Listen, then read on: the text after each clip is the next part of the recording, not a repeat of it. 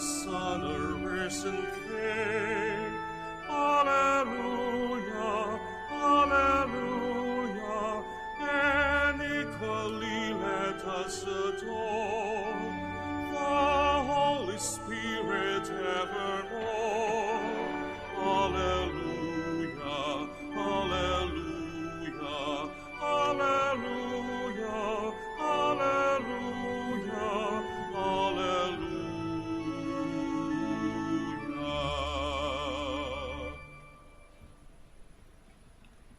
In the name of the Father, of the Son, and of the Holy Spirit. Amen. The grace of our Lord Jesus Christ and the Lamb of God and the communion of the Holy Spirit be with you all. And with your spirit. Magandang umaga po sa lahat. Ngayon po, kaming mga taga St. Catherine of Siena Parish, Villanueva, Bautista, Pangasinan, ay nandito upang ipahayag namin ang aming pasasalamat sa pamagitan ng MISA de GRACIA na ginaganap ngayon sa misang ito. Kami po ay nagpapasalamat dahil sa 10 taon na pagiging parokya namin at umihiling sa Diyos sa tulong ng ating inang Santo Rosario ng Manaoag. Nagabayan niya kami upang patuloy kaming lumago sa aming pananampalataya. Brothers and sisters, let us acknowledge our sins and so prepare ourselves to celebrate the sacred mysteries. I confess to Almighty God and to you, my brothers and sisters, that I have greatly sinned in my thoughts and in my words, in what I have done and in what I have failed to do. Through my fault, through my most grievous fault. Therefore I ask the Blessed Mary, ever Virgin, all the angels and saints, and you, my brothers and sisters, to pray for me to the Lord our God. May Almighty God have mercy on us, forgive us our sins, and bring us to everlasting life. Amen. Lord, have mercy. Lord, have mercy. Christ, have mercy. Christ, have mercy. Lord, have mercy. Lord, have mercy. Let us pray. Faithful God, you will that the order of preachers be instituted for the salvation of souls under the special patronage of the Blessed Virgin Mary, and that it filled with her unceasing favors. Hear our prayers and bring us to the glory of heaven, protected by her whose peace we celebrate today. We ask this to our Lord Jesus Christ, your Son, who lives and reigns with you in the unity of the Holy Spirit, one God, forever and ever. Amen. Please be seated.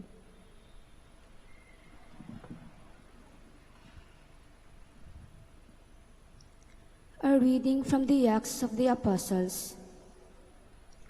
Paul reached also Derbe and Lystra, where there was a disciple named Timothy, the son of a Jewish woman who was a believer, but his father was a Greek. The brothers in Lystra and Iconium spoke highly of him, and Paul wanted him to come along with him. On account of the Jews of the region, Paul had him circumcised, for they all knew that his father was a Greek. As they traveled from city to city, they handed of the people of observance the decisions reached by the apostles and presbyters in Jerusalem. Day after day, the churches grew stronger in faith and increased in number. They traveled through the Phrygian and Galatian territory, because they had been prevented by the Holy Spirit from preaching the message in the province of Asia. When they came to Mysia, they tried to go on into Bithynia, but the Spirit of Jesus did not allow them. So they crossed through Mysia and came down to Troas. During the night, Paul had a vision. A Macedonian stood before him and implored him with these words, "Come over to Macedonia and help us." When he had seen the vision, we sought passage to Macedonia at once, concluding that God had called us to proclaim the good news to them. The word of the Lord. Thanks be to God. Let all the earth cry out to God with joy. Let all the earth cry out to God with joy. Sing joyfully to the Lord, all your lands. Serve the Lord with gladness. Come before him with joyful song.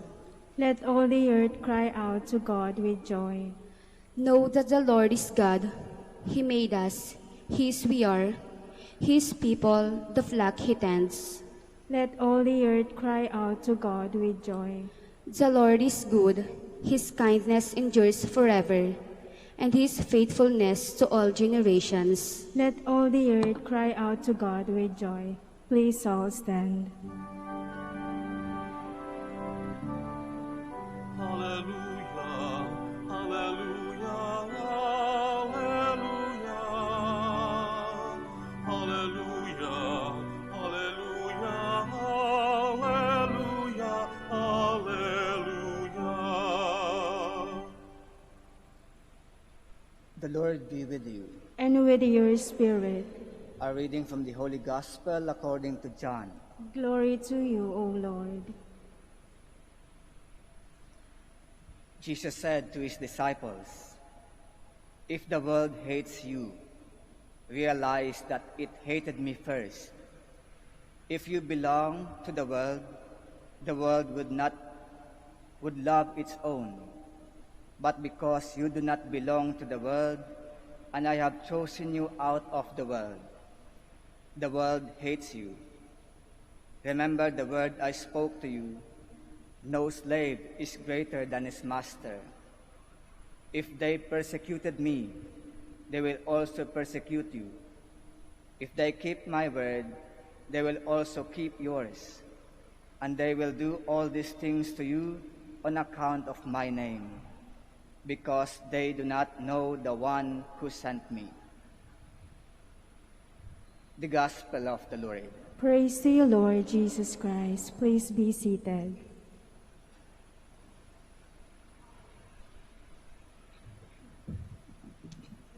Magandang umaga po sa lahat. Naalala ko po nung ako ay kabataan ko pa lang, yung word na belongingness ay mahalaga. Ayaw kong hindi ako makakasama. Ayaw kong iba ako sa kanila. Ayaw kong maiiwanan ako ng kapwa ko kabataan. At yun mismo ang nasa ebanghelyo natin ngayon. Ang Diyos humihiling na makasama tayo. Pero may challenge. Makakasama tayo ng Diyos o magagalit ang ibang tao sa atin. Makakasama tayo ng Diyos pero hindi tayo maunawaan ng mga taong nakapaligid sa atin. Napakahirap sa panahong ito ang sumama sa Diyos at hindi makahiwalay sa mga taong minamahal natin. At ito yung inihingi sa atin ng Diyos. Sa ating pagsunod sa Kanya, mahirap kung siseryosohin mo ang pakikipag-isa mo sa Diyos. Dahil madalas, hindi ka mauunawaan ng mga taong nakapaligid sa iyo. Pero, ang tanong, susuko ka ba? Iiwanan mo ba ang Diyos para lang sabihin mong kasama mo sila? Iiwanan mo ba ang Diyos para sabihin hindi sila magagalit sa iyo dahil hindi naman magagalit ang Diyos? Iiwanan mo ba ang Diyos dahil ito na mismo yung ginagawa ng nakakarami at parang ikaw lang ang OA sa buhay na ito? Bigyan natin ng example. Ngayon po, napakahirap gumawa ng mabuti. Gumawa ka ng community pantry, pagbibintangan kang komunista ka. Sa barkada mo lang, pag magkakasama kayo, ikaw lang ang hindi iinom ng alak at hindi maninigarilyo, ikaw pang mahihiya. Sa barangay ninyo, ikaw lang magsuot ng face mask at sila hindi. Sa mga barkada mo, nagte-take na sila ng drug, ikaw na lang ang hindi. Sa mga kapitbahay mo,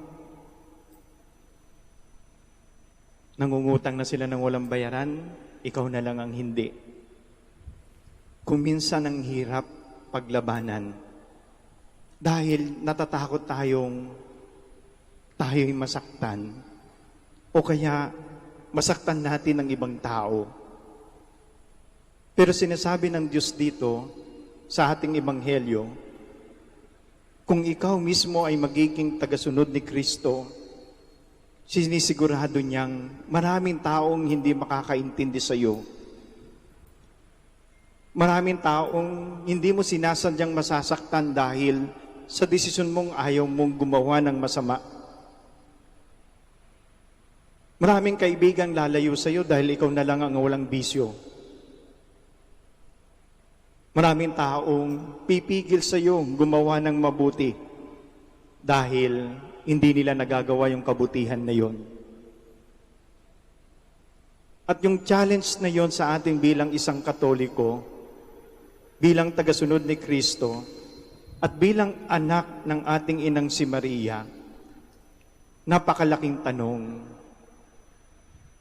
Iiwasan mo bang masaktan kalakip ng hindi mo pagsunod sa yapak ni Kristo?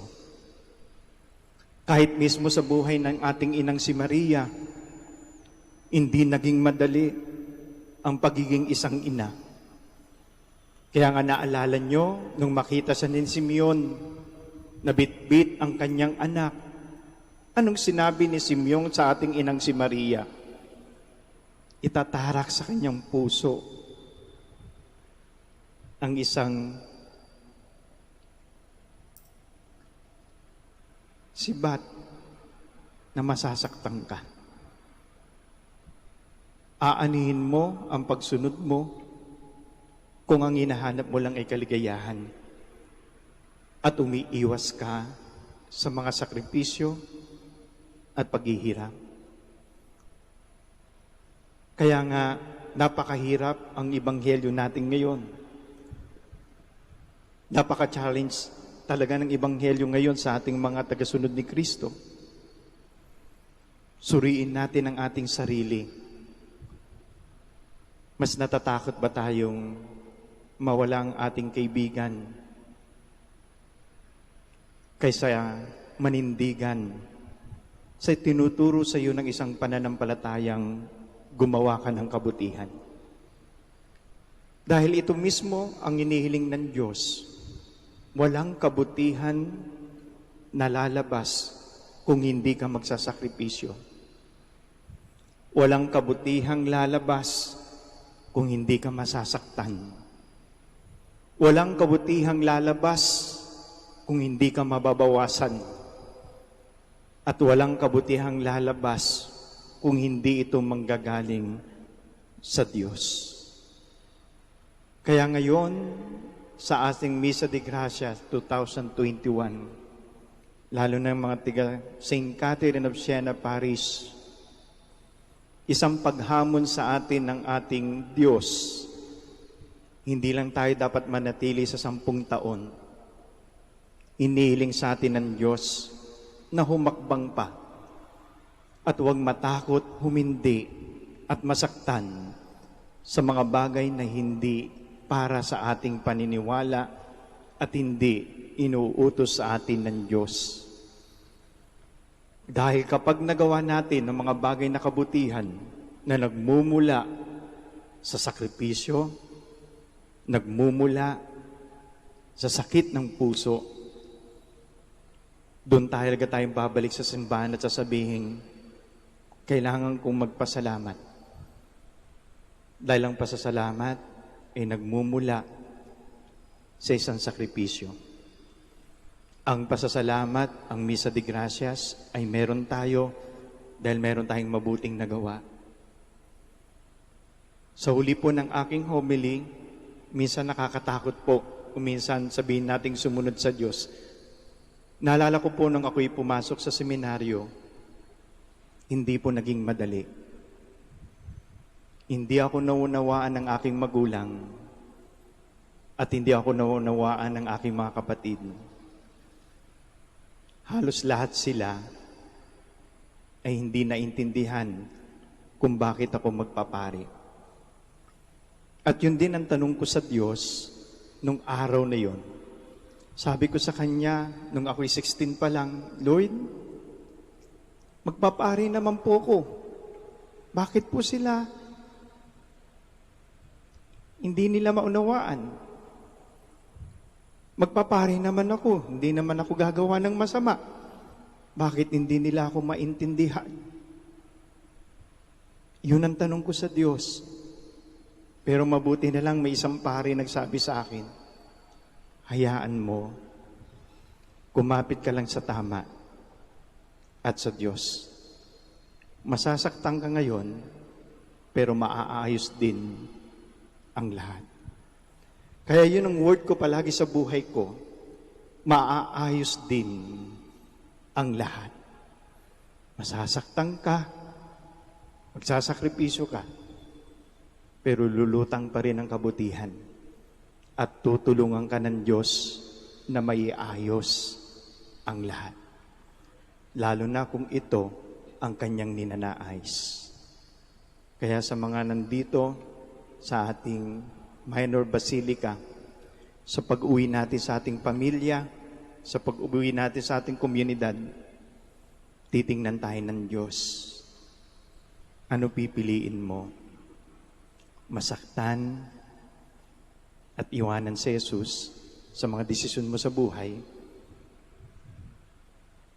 O handa kang masaktan pero kakapitan mo siya at maniniwala kang maaayos ang lahat?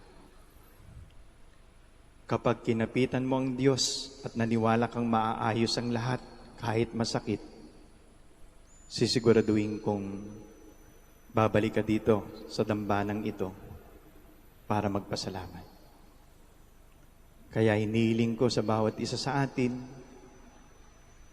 ang daming nakapaligid na nagtetempt sa atin na huwag sumunod kay Kristo para lang hindi makasakit at hindi tayo masaktan.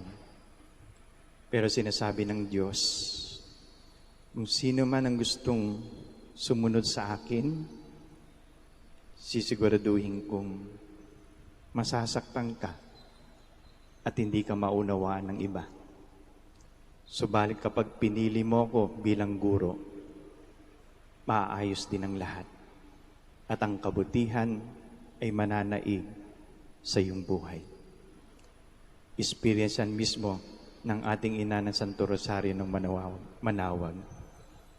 Naging ina sa ni Kristo, hindi naging madali sa lahat. Pero sa huli, nagtagumpay ang plano ng Diyos, nagtagumpay ang kabutihan. Kaya lahat ng sakit, lahat ng hapdi, lahat ng hindi magandang experience ni Mama Mary ay nawala lahat dahil pinalitan ito ng kadakilaan at kabutihan ng Diyos. Ulitin ko, sa pag-uwi ninyo, anong pipiliin mo? Hindi masaktan at lalayo sa Diyos? O handa kang masaktan pero kakapit sa Diyos?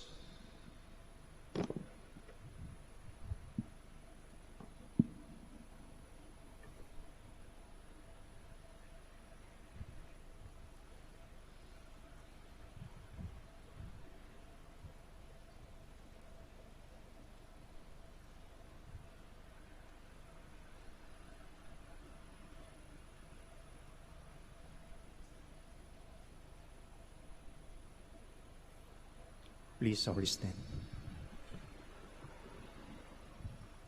Let us present our petition to our loving God and let us say, Lord, hear our prayer. Lord, hear our prayer. That our pastors, especially the Pope and our bishops, may continue to nourish us with sound teachings. Let us pray to the Lord. Lord, hear our prayer. That those who are persecuted because of their belief in Jesus Christ may feel his sustaining power. Let us pray to the Lord. Lord, hear. That we may find joy in our faith, even when we are faced with trials and distress. Let us pray to the Lord. Lord, hear our prayer. That those who suffer in this life, especially the sick, may be comforted by contemplating on the eternal life that Jesus offers. Let us pray to the Lord. Lord, hear our prayer. That the faithful departed may come to the eternal feast in God's kingdom. Let us pray to the Lord. Lord, hear our prayer. Let us also pray for Saint Catherine of Siena, Parish. May the parish continue to grow in faith so that the will of God will prevail in our community. Let us pray to the Lord. Lord, hear our prayer. In the silence of our hearts, let us now include our personal intentions and for those people who need our prayers.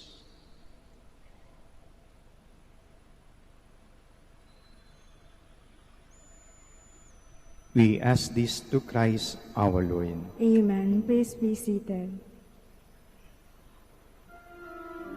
Yung mag-aalay po, nandito lang po yung basket po sa gitna at distansya lang po. Thank you.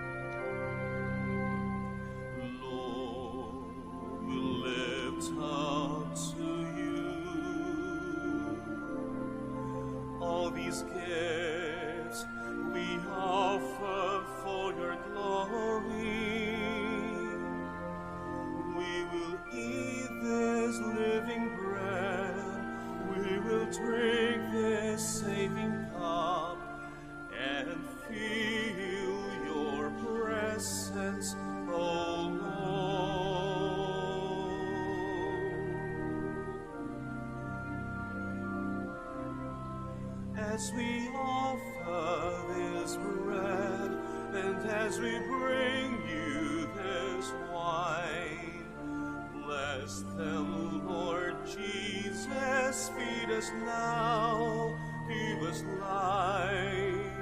Send us your Spirit, the source of our lives, and together we will serve you with love.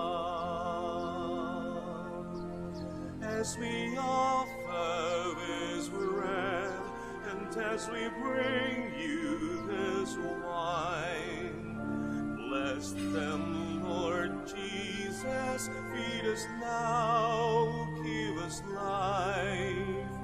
Send us your Spirit, the source of our lives, and together we will serve you with love. Send us your Spirit, the source of our lives, and together we will serve you with love. Please all stand. Pray, brothers and sisters, that my sacrifice and yours may be acceptable to God, the Almighty Father. May the Lord accept the sacrifice at your hands for the praise and glory of his name, for our good and the good of all his holy church. O Lord, by your forgiving love and by the intercession of the Blessed Virgin Mary, may this offering bring us prosperity and peace both now and forever. We ask this through Christ our Lord. Amen. The Lord be with you. And with your spirit. Lift up your hearts. We lift them up to the Lord. Let us give thanks to the Lord our God. It is right and just. It is truly right and just, our duty and our salvation, always and everywhere to give you thanks, Lord, Holy Father, Almighty and eternal God, through Christ our Lord. As we celebrate the patronage of the Blessed Virgin Mary, to the power of the Holy Spirit, she became the Virgin Mother of your only Son, our Lord Jesus Christ, who is forever the light of the world. Through him, the choirs of angels and all the powers of heaven praise and worship your glory. May our voices blend with theirs as we join in their unending hymn.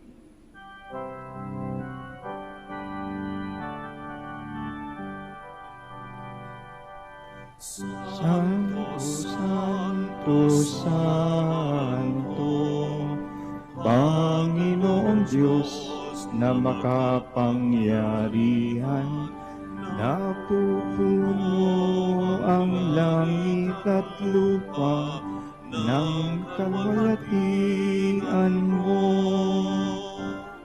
Hosana, Hosana sa kaitaasan, Hosana, Hosana sa kaitaasan. Pinagpala ang naparirito sa ngalan ng Panginoon. Hosana, Hosana sa kaitaasan, Hosana, Hosana sa kaitaasan. Please kneel. You are indeed holy, O Lord, the fount of all holiness. Make holy, therefore, these gifts, we pray, by sending down your Spirit upon them like the dew fall, so that they may become for us the body and blood of our Lord Jesus Christ. At the time he was betrayed and entered willingly into his passion, he took bread and giving thanks, broke it, and gave it to his disciples, saying, "Take this, all of you, and eat of it, for this is my body, which will be given up for you."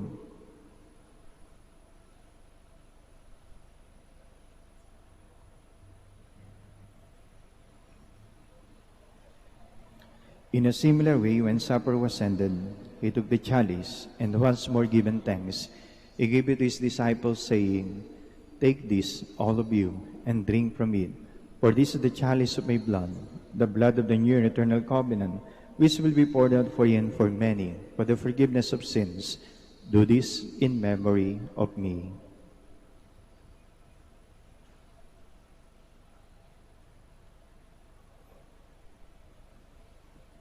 The mystery of our faith. When we eat this bread and drink this cup, we proclaim your death, O Lord, until you come again.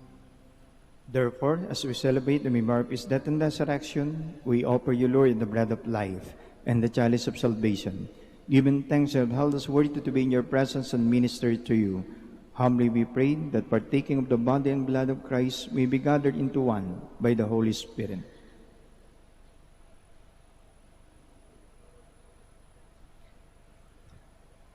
Remember, Lord, your church spread throughout the world, and bring her to the fullness of charity, together with Francis, our Pope, and Socrates, our Bishop, and all the clergy. Remember also our brothers and sisters who have fallen asleep in the hope of the resurrection, and all who have died in your mercy. Welcome them into the light of your face. Have mercy on us all, we pray, that with the Blessed Virgin Mary, Mother of God, with the blessed apostles, and all the saints who have pleased you throughout the ages, we may merit to be co-heirs to eternal life, and may praise and glorify you through your Son, Jesus Christ. Through him, and with him, and in him, O God, Almighty Father, in the unity of the Holy Spirit, All glory and honor is yours forever and ever.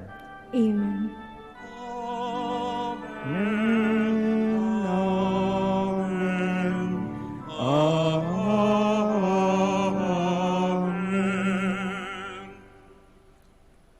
Let us pray like Christ. Please all stand.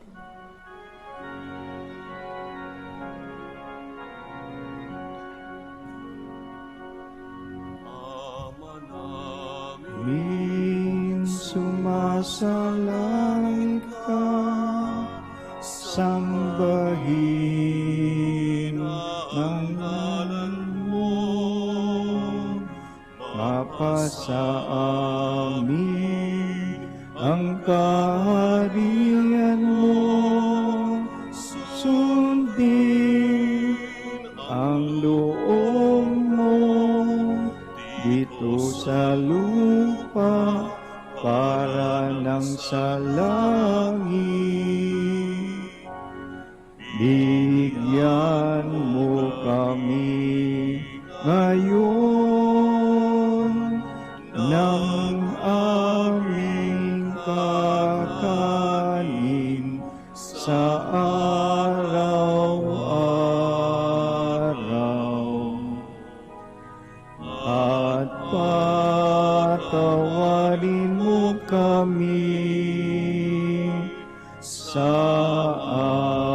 aming mga sala, para ng pagpapatawad namin sa nagkakasala sa amin. At wag mo kami paintulot sa tukso, at iadya mo kami sa lahat ng masama. Deliver us, Lord, we pray, from every evil. Graciously grant peace in our days, that by the help of your mercy we be always free from sin and safe of all distress, as we await the blessed hope and the coming of our Savior, Jesus Christ. For the kingdom, the power, and the glory are yours, now and forever. Lord Jesus Christ said to your apostles, Peace I leave you, my peace I give you. Look not on our sins, but on the faith of your church, and graciously grant her peace and unity in accordance with your will, who live and reign forever and ever. Amen. The peace of the Lord be with you always. And with your spirit. Let us offer each other the sign of peace. Peace be with you all.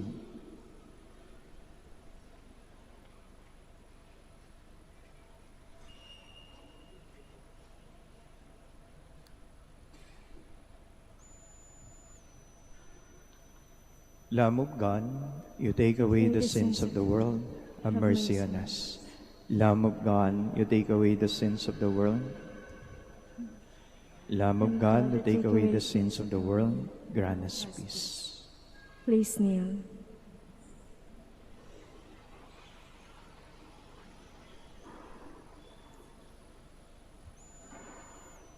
Behold the Lamb of God. Behold him who takes away the sins of the world. Blessed are those called to the supper of the Lamb. Lord, I am not worthy that you should enter under my roof, but only say the word, and my soul shall be healed.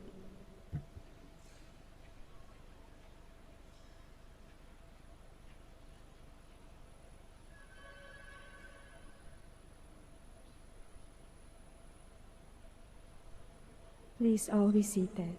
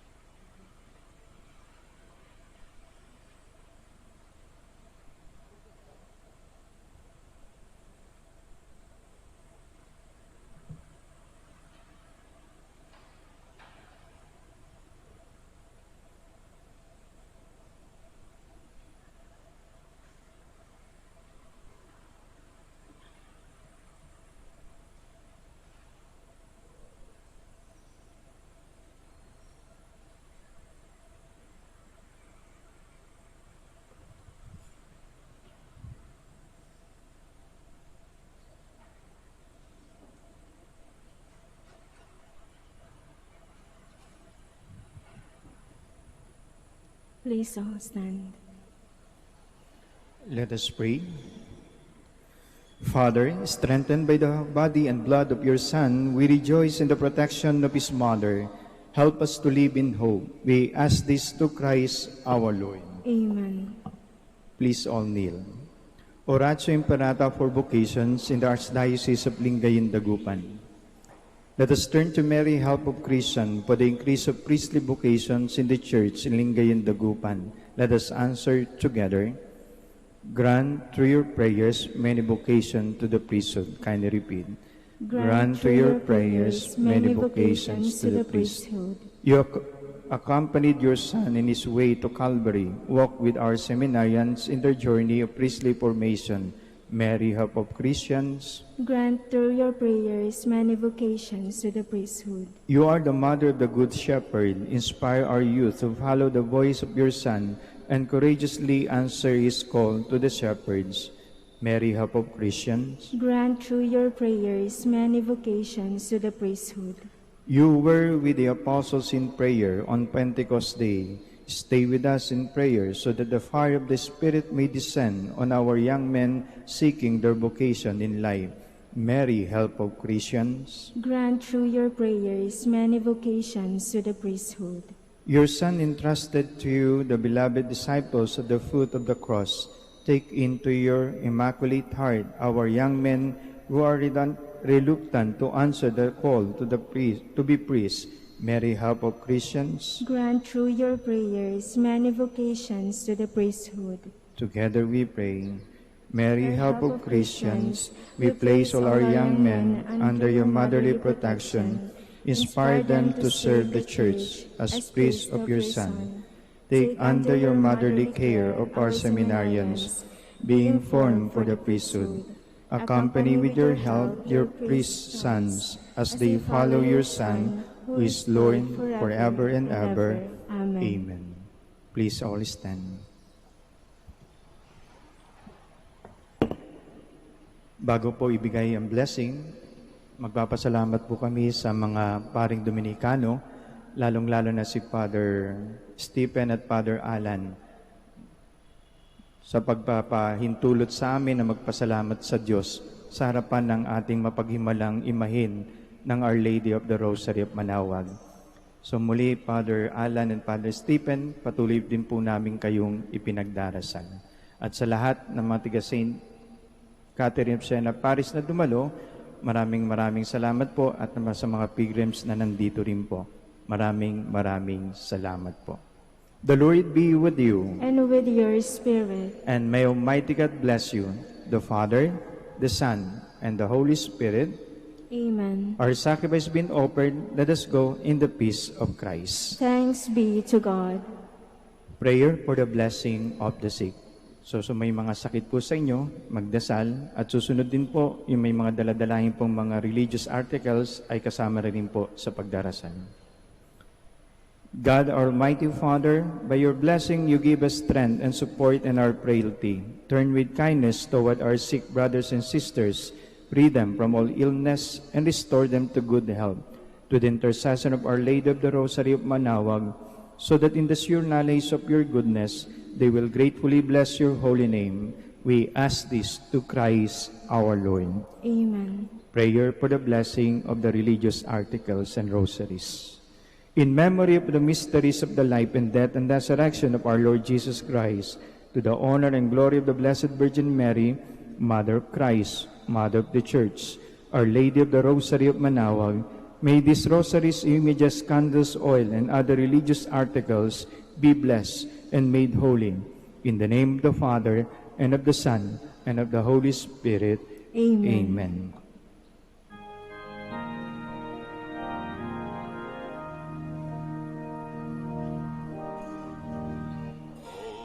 Beautiful Mary,